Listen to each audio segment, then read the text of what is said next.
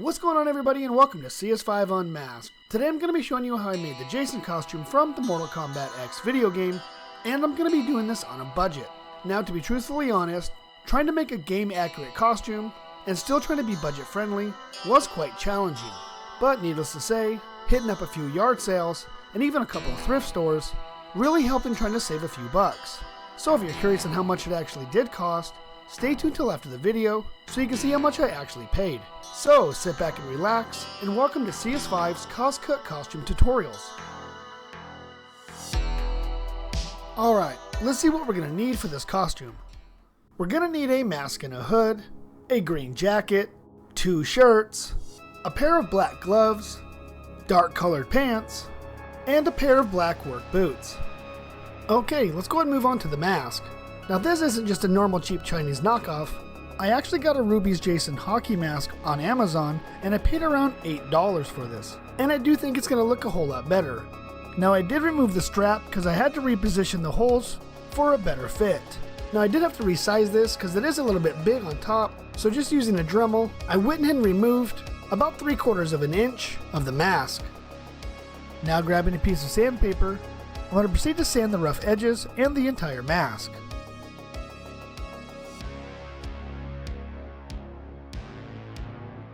Now as far as the holes on the side, these are a little bit too low, so using a small piece of fabric and some hot glue, I'm able to seal these up.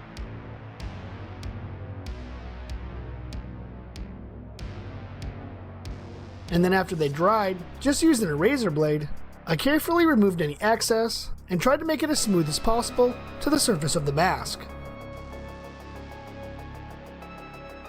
Alright. Being as I am going to be using a different strap, I need to mark out some new hole placement where the strap is going to be attached. Now using my Dremel again, I'm going to proceed to make the new holes. Alright, now I'm going to go ahead and start painting the mask. Now I am going to be using a smoky beige spray paint here instead of the more traditional almond color because it's what I had on hand and I got a really good deal on it. Alright, now moving on to the chevrons. Now after reviewing the mask from the video game, I had a pretty good idea of what I wanted it to look like. So grabbing my pencil, I just did a little freehand to the best of my abilities. And overall, I think it actually turned out pretty good.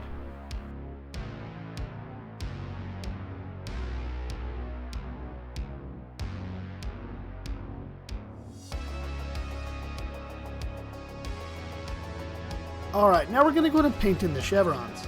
Now I'm just going to be using some red I had lying around, so I think it's going to work pretty well for this project. Now even though it's not the same color as the one from the game, I still actually think the color looks pretty good. Alright, now that all the chevrons are painted in, I'm going to be reviewing the mask again, so I have a really good understanding where all the damage needs to be placed on the mask. And using my pencil, I'm going to go ahead and mark it all out, so I can try to be as accurate as possible.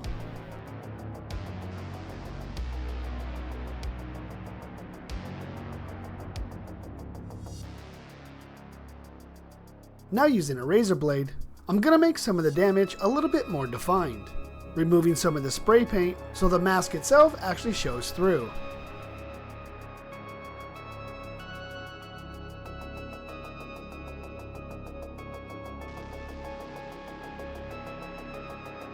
Now once I'm done with the larger sections, I'm going to take the razor blade again and go over each of the pencil marks that I indicated earlier, just to deepen the scratches, so when I actually weather the mask, the damage itself is going to look more prominent. Now that all the damage is done, I'm going to proceed to weather the mask. I'm going to use 3 separate colors: chestnut brown, king's gold yellow, and just some standard black paint.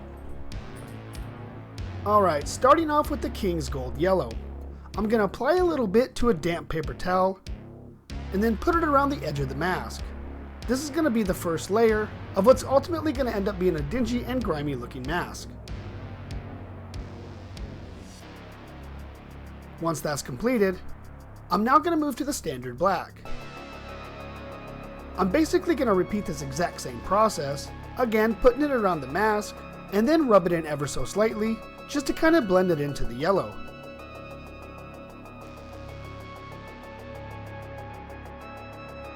Now that that's completed, and for the final color, a little bit of chestnut brown. This is going to be the overall combining color to ensure that the mask really has a dingy appearance. And the good thing about using acrylic paints, if you apply too much or you really don't like the way it looks, a little bit of warm water can remove most of it from the mask. But overall, I think this does look pretty good. Alright, now we're going to go ahead and darken up the major damage points to the mask. Using a little bit of gray and black acrylic paint, I'm going to mix it together and fill in the spots that are way more noticeable on the mask. The one on the top chevron, the part on the bridge of the nose, and the chevron on the side of the mask. Alright, now that the mask is complete, let's go ahead and move on to the strap. I'm going to be using this elastic material that I picked up at my local fabric store, and I picked it up for next to nothing. I'm going to go ahead and cut off two strips, one approximately 15 inches and one approximately 16 inches. This is going to be for the strap that goes over the top of the head, and one for the one that goes around the back. Now to connect all the strapping together, I'm going to be using one of these metal rings that I got from this particular item that I purchased at a yard sale. I'm not really sure what this exactly is, but it's full of these metal rings, and for only paying 25 cents for it, I couldn't pass it up. So now I'm going to take the longer strap and just essentially cut it in half. I'm going to loop it around the ring, approximately 1 inch, and then hot glue it together. I'm going to repeat the same process for the next strap as well. Now I intentionally left these straps a little bit long so you can make some fine adjustments because everybody's head size is just a little bit different. Now that we got the strap all put together, we're going to go and proceed to attach it to the mask. Now this is actually relatively simple. I'm just going to be using a standard washer and some regular paper fasteners to just attach it to the mask. The straps themselves, I went and put a small little incision in to make it a little bit easier to put it on the mask. Just going to place the washer on, and then put the paper fastener through, and then just spread the two ends. It actually holds it on pretty tight. And just for a little bit better comfort, I went ahead and added some duct tape, and just to make sure that nothing was going to poke out. Alright, now that that looks pretty good, we're going to go ahead and darken it up. Just grabbing the sandpaper again, I'm just going to rough it up ever so slightly, just to make sure that the black paint I'm going to put on it actually has something to stick to.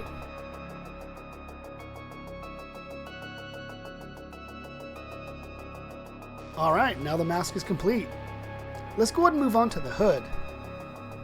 Now the hood I'm actually going to be using is just an old man latex mask that I picked up on Amazon, and I think it's actually going to work pretty good for this costume. Alright, let's go ahead and move on to the shirts. Now the undershirt for this costume is dark gray in color, and it has a very prominent vertical stitch pattern similar to the one that's in the video game. As far as the outer shirt, this has more of a horizontal stitch pattern that resembles the shirt that Jason is actually wearing. Alright, now we're going to go ahead and start creating all the damage to this outer shirt using the model from the video game as reference.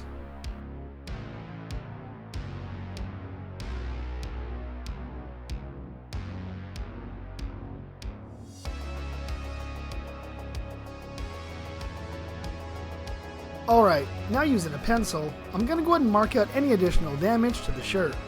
Again, referencing the model from the game to ensure that I'm as accurate as possible.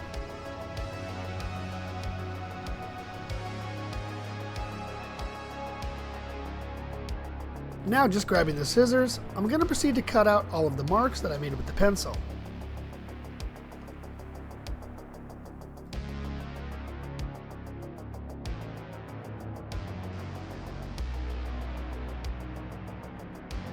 Now this one's actually pretty easy to miss if you totally forget about it. But after reviewing the costume from the video game, I realized you can actually see the dark gray shirt poking through the small little flap on the outer shirt. Alright, now we're going to go ahead and darken up the outer shirt. Now I'm going to be using a chocolate sprinkle brown mixed with a spray bottle of warm water.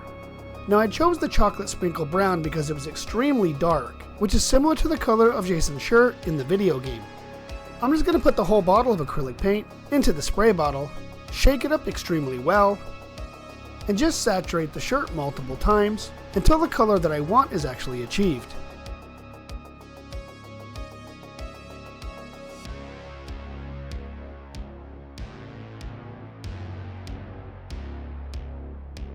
Alright, we're going to go ahead and let this dry, and then we'll hit it again later. Alright, now for the green jacket. I picked this up at the Goodwill, and I paid around $4 for it. Now, being as it only has 2 pockets, we're going to need to add a few more, just so that it matches the look of the jacket from the video game. Now, being as I have plenty of green articles of clothing already laying around, such as pants and jackets, I'm going to remove the pockets from these and just apply them to the new jacket that I got. Alright, to remove the pockets, you can either use a razor blade or even a pair of scissors. I'm just going to go along the seam, and using extreme caution, I'm slowly going to separate the threads that is holding the pocket on. And then once I have enough of it removed, I'm slowly just going to pull the rest off with my hand. And then I'm going to repeat the same process on the next article of clothing until I have the number of pockets that I actually need for the jacket. Alright, now just using some hot glue, I'm going to proceed to glue them onto the jacket. Now even though these are a little off color, it's not going to matter too much, because I will be weathering and dirtying up the jacket a little bit later on. Alright, now we're going to go ahead and grab a Sharpie and indicate where all the damage to the jacket needs to be. Again, referencing the model from the video game.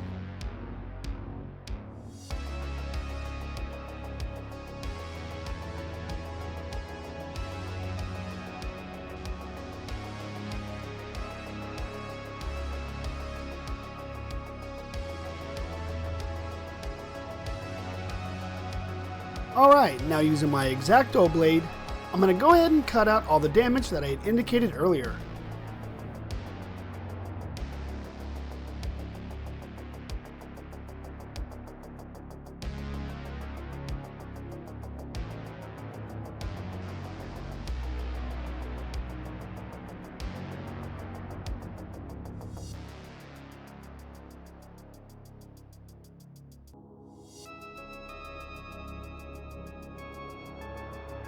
Alright, now grabbing my wire brush, I'm going to go over every single spot that I've already cut out to really emphasize the damage and really give this jacket a very distressed and worn-in look.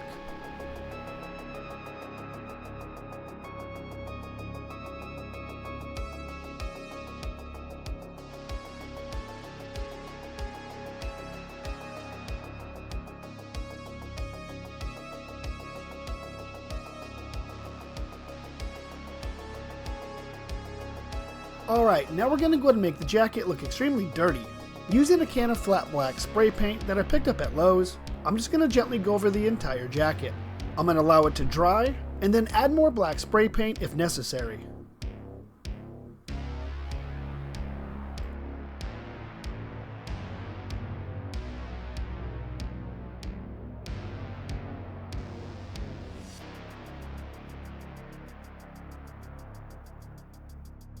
Okay, let's go ahead and move on to the pants. Now the pants themselves were a yard sale purchase, and I paid $1.50 for them.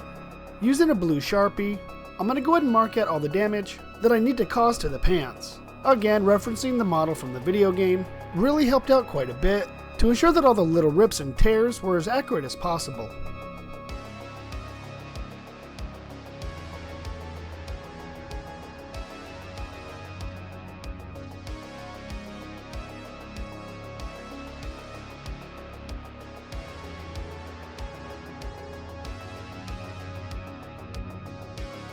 Now grabbing a pair of scissors, I went ahead and cut out all the marks that I had indicated earlier. Now that everything's all cut out, I again am going to repeat the same process as I did earlier to the jacket. Using a wire brush, I went over all of the cuts and tears until the desired look that I was going for was actually achieved. This really gives a lot of character to the costume, and overall it looks really good as well. Alright, now we're going to give the pants a slightly muddy look by adding a little bit of chestnut brown spray paint to a few key areas on the pants. Now the only reason why I'm using chestnut brown instead of standard brown, it is a little bit lighter in color, so it's going to be a little bit more noticeable instead of just a standard darker brown, which you may not even see at all.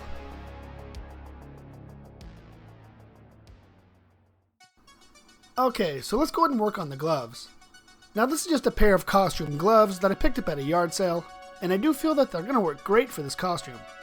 Again, going back to the Sharpie, I'm going to mark out all the little spots that I need to cut to make it look like the gloves from the game.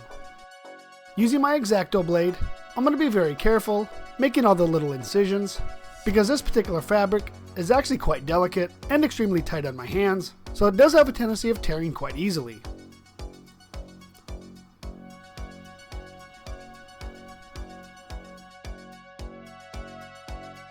Alright, these actually do look pretty good.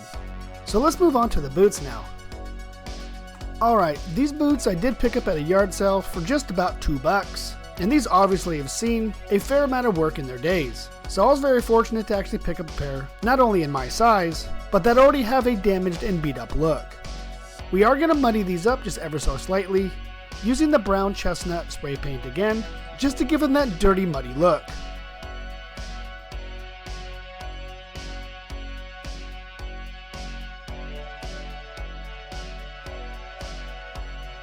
Alright, let's go ahead and tally up the cost and see how much I actually paid for this costume. Not bad. I would consider this a budget-friendly costume. So let's put everything together and see what it looks like.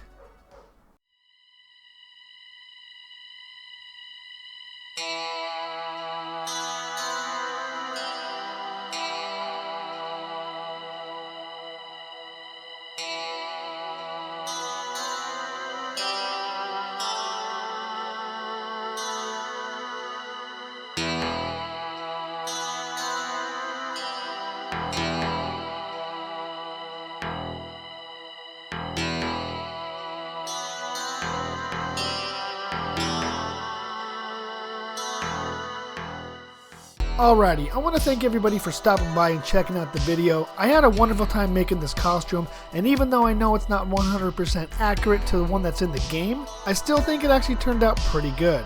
So if you have any suggestions for costumes you'd like me to make in the future, let me know down below. Alright everybody, until next time, this is CS5 signing out, and I hope to see you in the next video.